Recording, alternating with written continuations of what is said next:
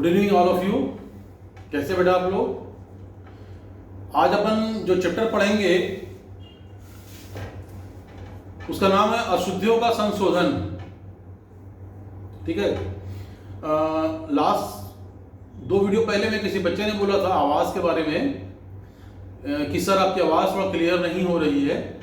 बेटा मैं आप लोग से रिक्वेस्ट करना चाहूँगा, हर वीडियो बनाने के बाद में उस वीडियो में किसी प्रकार की कोई भी कमी रहेगी, जैसे मेरी आवाज़ धीरे है या मैं तेज बोल दे रहा हूँ या स्पीड बोल दे रहा हूँ या अन्य प्रकार से कोई भी अगर आप लोगों को परेशानी होगी तो आप लोग मुझे बता सकते हैं फोन के माध्यम से, व्हाट्सएप के माध्यम से।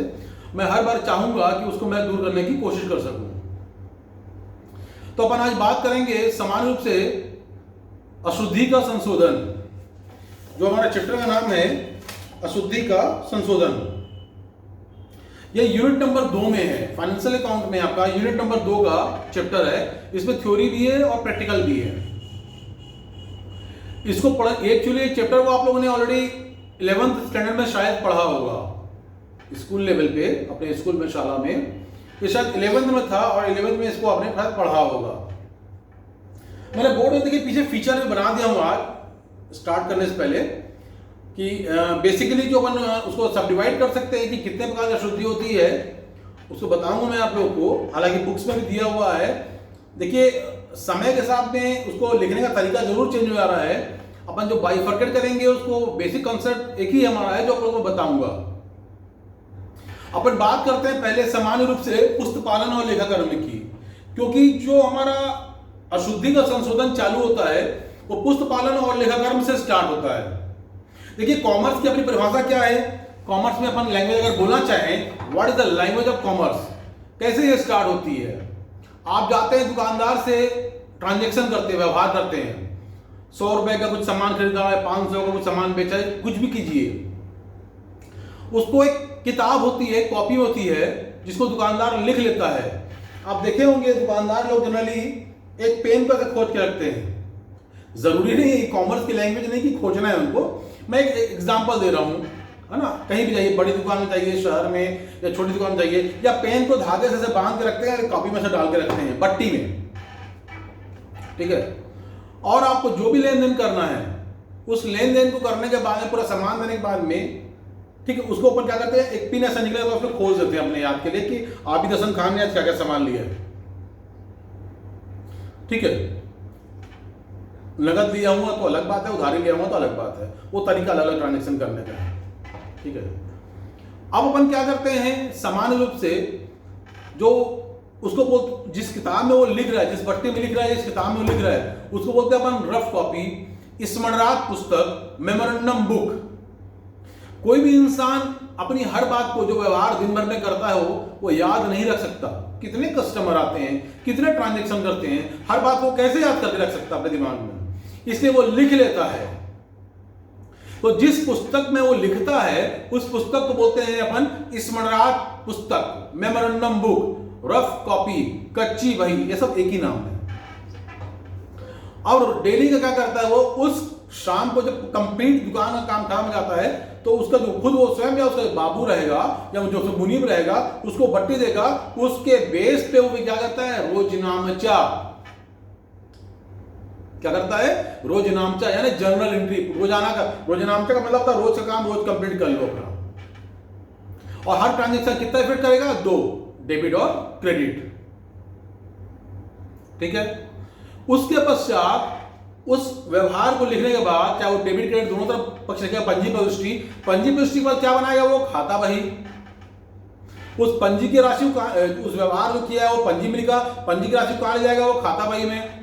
खाता बही के बेस पर क्या बनाएगा वो, तलपट। ठीक है ना। ये पूरा सीक्वेंस साल भर चलता रहता है। तो हमारा जो अशुद्धि का संशोधन है वो डिपेंड है इनके ऊपर में, पुस्तपालन और लेखाकर्म के ऊपर में। ये पुस्तपालन प्रारंभिक कार्य हुआ, तलपट चालू होता हमारा काम क्या, लेखाकर्म।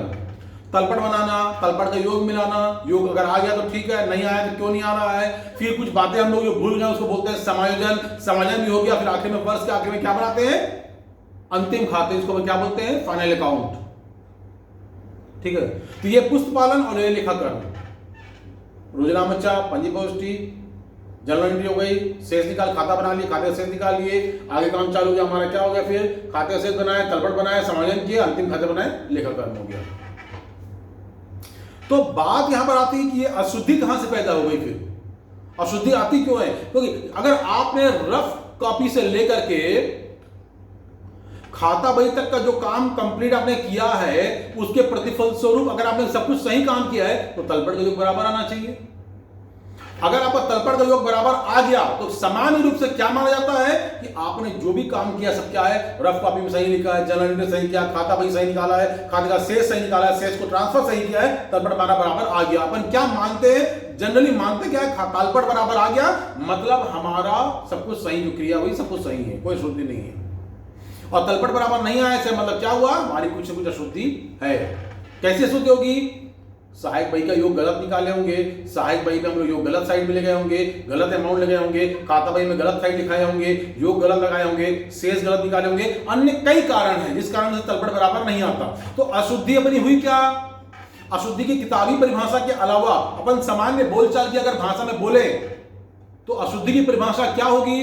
रफ कार्य से लेकर के तलपट के पूर्व तक की गई समस्त कार्यवाहियों की प्रतिफल स्वरूप, रफ कार्य से लेकर के तलपट के पूर्व तक की गई समस्त कार्यवाही प्रतिफल स्वरूप यदि तलपट का योग बराबर नहीं आता है तो उसे अशुद्धि कहा जाता है। इन अशुद्धियों को ढूंढना और तत्पश्चात उसका निवारण करना क्या कहलाएगा? अशुद्धि का संशोधन कहलाएगा। ठीक है, तो हमको परिभाषा क्या लग रहा है कि तलपट का जब योग बराबर नहीं आता तब भी अशुद्धि होती है। ऐसा नहीं है, कई बार तलपट का योग बराबर आ जाएगा फिर भी अशुद्धि होती है। तो कुल मिलाकर अशुद्धि क्या हुई? किसी कारणवश, त्रुटिवश यदि हमारे द्वारा लिखी गई लेखांकन मिस्टेक के कारण में हमारा तलपट का योग बराबर नहीं आता है या किसी कारणवश आ भी आता है कि हमको भ्रांतियां होती है और हम उसको चेक करना चाहते हैं, तो हमको चेक करने पर हमको त्रुटियां मिलती है, उन त्रुटियों को पता लगाना और पता लगा के उसका निवारण करना हमारा क्या कहलाएगा? अशुद्धि का संशोधन कहलाएगा। ये तो हो गई परिभाषा हमारी हो गई। ठीक है, अब देखिए किताब में बहुत सारा दिया हुआ आपको, यहाँ पर देखिए त्रुटियों का वर्गीकरण दिया हुआ है, इसमें छूट जाने वाली, खतियाने वाली, सहायक पुस्तक में सैद्धांतिक, अंकगणितीय, गलत खाते में पूर्ण रूप से, आंशिक रूप से, गलत पक्ष में, गलत राशि से, बहुत सारी चीज दी हुई है। एक फ्लो के रूप में डायरेक्ट दी गई, मैं बाइफरकेट कर दे रहा हूं, आपके इजी जाएगा। गलतियां दो प्रकार की होती हैं, अशुद्धियां दो प्रकार की होती हैं। एक अशुद्धि ऐसी होती है जिससे तलपट बराबर आएगा ही नहीं। आपने कंपनी का या ऑफिस का काम कौन करता है? अकाउंटेंट करता है, ऑफिस स्टाफ करते हैं। व्यवहार लिखना, खाता जनरल एंट्री करना, खाता पे बनाना, खाते का शेष निकालना और आखिरी में तलपट बनाना किसकी जिम्मेदारी है? ऑफिस स्टाफ की, क्लर्कल की है। तो आप जब सब कुछ काम किए हैं तो आप बराबर ला के दिखाइए तलपट बराबर ला के दिखाइए। नहीं ला रहा, आप चेक करिए क्यों नहीं आ रहा है। अगर उसने ला दिया बराबर, एवरीथिंग इज ओके, वो दे दिया, इसका मतलब ये नहीं है कि हम उसकी जांच नहीं करवाएंगे, तो भी उसकी जांच होगी। कौन आएगा आखिरी में? वर्ष के आखिरी में चार्टर्ड अकाउंटेंट जो ऑडिट करने आता है, वो फाइनल अकाउंट के बाद आता है ना, तो सीए काम करता है। तो गलतियां दो प्रकार, अशुद्धि दो प्रकार की होती है। एक ऐसी अशुद्धि होगी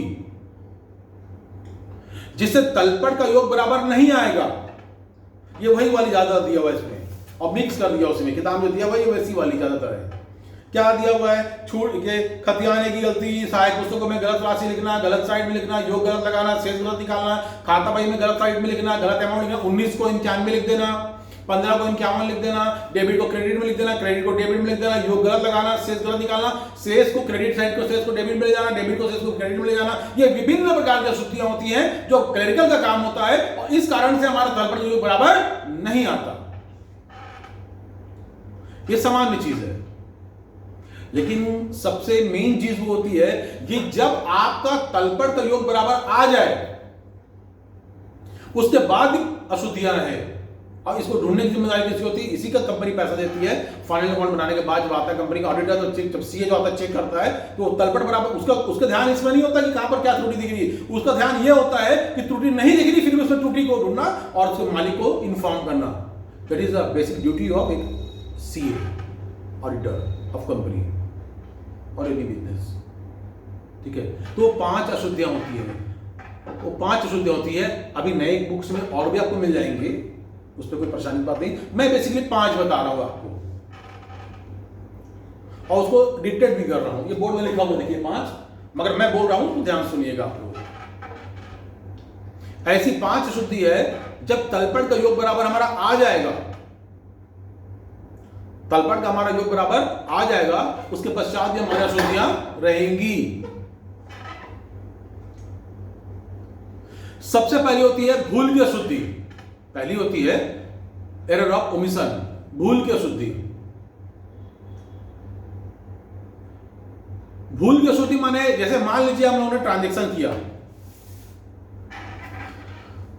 एक बड़ा व्यापारी गेहूं चावल का 5 लाख रुपए का चावल खरीद के लाया, बेच के बेचा, जो भी किया, 5 लाख रुपए का मान लीजिए चावल बेचा, पैसा आया 5 लाख। चल नगद बेचा हुआ तो हाथ में आएगा, चेक से बेचा होगा तो डीडी बेचा होगा तो बैंक में जाएगा, उधारी बेचा होगा तो देनदार बनेंगे, ठीक है, जैसा बेचा हो। नॉर्मल रूप से अपन मान लीजिए नगद बेचता है तो क्या होगा, पैसा नगद आया, रोकड़ लेगा किससे, बिक्री से। अगर व्यापार का माल बेच रहे हैं तो चावल ना दिखाते बिक्री दिखाएंगे, और मान लीजिए अगर डायरेक्ट चावल दिखाना, चावल दिखाया, रोकड़ लेगा चावल बिक्री से, खत्म बात। क्या चीज तुम्हारे पास आया, पैसा आया, गया क्या आपके पास से, चावल गया, तब कुछ ठीक है।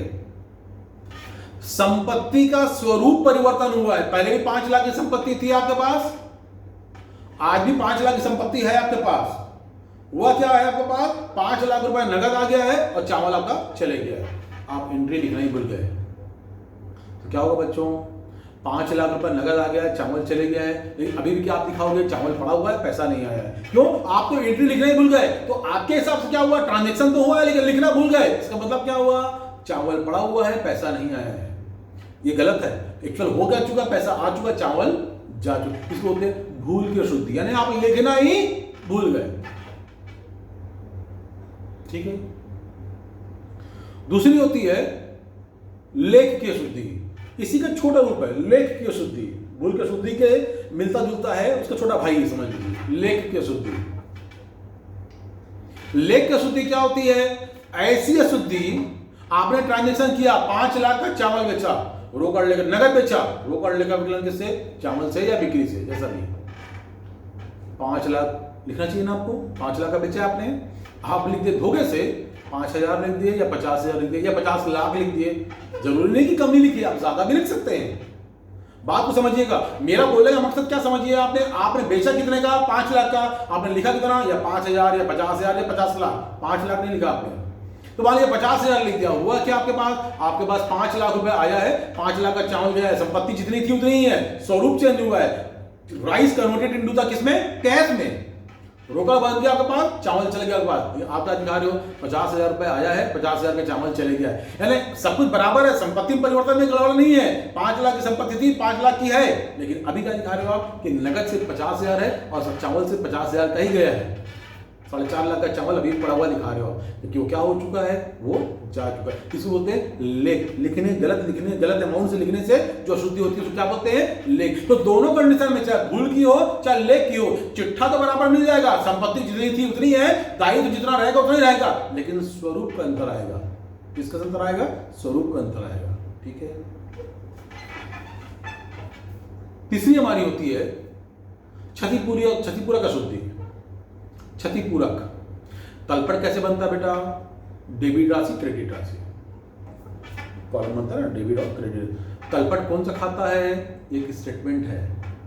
अपन बहुत सारे इंटरेक्शन करते हैं, क्लास अगर हमारी चलती तो मैं कोशिश करता हूँ बच्चों के साथ में इंटरेक्ट करने की, छोटी छोटी बातों को उनसे पूछने की, जानबूझ के खड़ा करके बीच में। क्योंकि क्या होता है बेटा, आगे आपको तरक्की करना है ना, देखिए जितना आप तरक्की करना चाहेंगे आपको सब्जेक्ट में उतना डूबना पड़ेगा। आप जितना डूबेंगे गहराई में, नॉलेज आपको उतना मिलेगा। मैं भी आज सीख रहा हूँ, मैं बहुत बड़ा प्रोफेसर नहीं हूँ, मैं बहुत छोटा सा प्रोफेसर हूँ। आज भी मैं सीख रहा हूँ, जो थोड़ा बहुत सीखता हूँ वो बच्चों को पढ़ाता हूँ, और ज़िंदगी भर मैं सीखते ही रहूँगा। मेरे को आपसे बहुत सारी चीज़ें सीखनी थी, लेकिन चूंकि हम लोग अभी मिल नहीं पा रहे हैं, फिजिकली मिल नहीं पा रहे हैं, क्योंकि कोरोना के कारण में, इस कारण से अपन ये ऑनलाइन के माध्यम से, वीडियो के माध्यम से, और जैसे भी हो सके अपन पढ़ाई करने की कोशिश कर रहे हैं, ताकि आप लोग जो भी हल्का फुल्का ज्ञान दे सकूँ। तो तीसरा में होता है क्या, क्षतिपूरक। क्षतिपूरक मतलब होता है कि जब तलपट बना रहे हैं हम लोग, और तलपट बनाने के दरमियान धोखे से अगर हमसे डेबिट में 5,000 राशि ज्यादा लिखा गई कोई मद में, किसी भी आइटम में 5,000 ज्यादा लिखा गया और वही 5,000 राशि हमसे क्रेडिट में लिखा गई, तो क्या होगा, तलपट तो बराबर आ जाएगा, तलपट तो बराबर हमारा आ जाएगा, लेकिन अशुद्धि तो है भी व्याप्त। तो कुल 5 लाख की संपत्ति होना चाहिए, 5 लाख 5,000 दिखा रही है, तो कुल 5 लाख का दायित्व होना चाहिए, 5 लाख 5,000 दिखा रहा है। बात क्लियर हुई कि नहीं हुई है? आपने धोखे से डेबिट में भी लिख दिया राशि को और क्रेडिट में भी एक्स्ट्रा लिख दिया दोनों तरफ, तो तलपट क्षतिपूर्ति इस गलती ने इस गलती को, इस गलती ने इस गलती को पूरा कर दिया, लेकिन अशुद्धि दोनों तरफ बरकरार है। इसको बोलते हैं क्या, जब डेबिट की राशि क्रेडिट को और क्रेडिट की राशि डेबिट को जब क्षति राइट ऑफ कर देती है, बराबर कर देती है, तो ऐसी अशुद्धि क्या बोलते हैं, क्षतिपूर्ति वाली अशुद्धि।